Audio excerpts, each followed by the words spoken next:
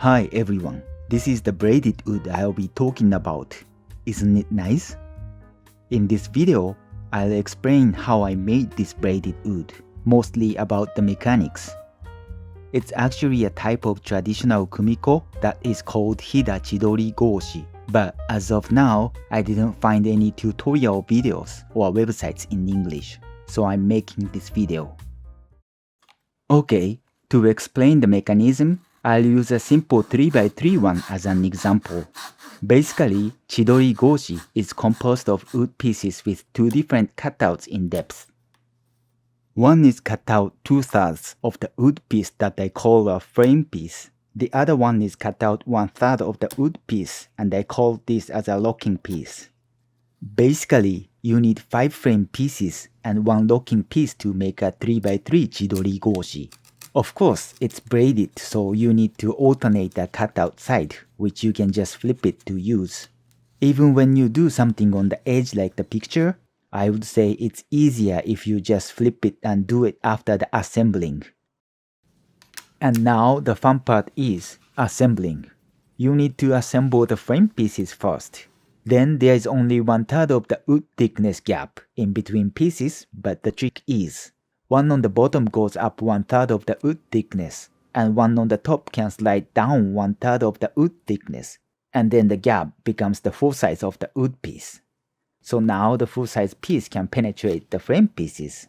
But then, if the piece is without the cutouts, the surface can't go flat. So you use this locking piece that has 1/3 cutouts, and you can push it back in. This is basically the braided wood trick. When you want more rows and columns, it goes like this, and it doesn't have to be a square shape, but you can also make it a rectangle shape too. Just be sure which piece you need to alternate the cutouts. Here are the tips I found while doing my project. First, it's good to make the cutout width wider than the actual strip width for the frame pieces. When I tested with a snug fit one, it was very difficult to slide all frame pieces up and down, and when it stacks with a locking piece, it took forever to release it. How wide should it be? I would say it should be wide enough to slide a locking piece easily, yet no wider than making a gap that bothers you. On the other hand, as I call 1/3 cutout piece a locking piece, it should be snug to lock.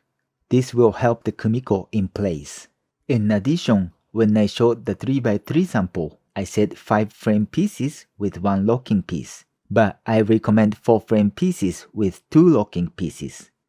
It's always better to have more numbers of the locking pieces.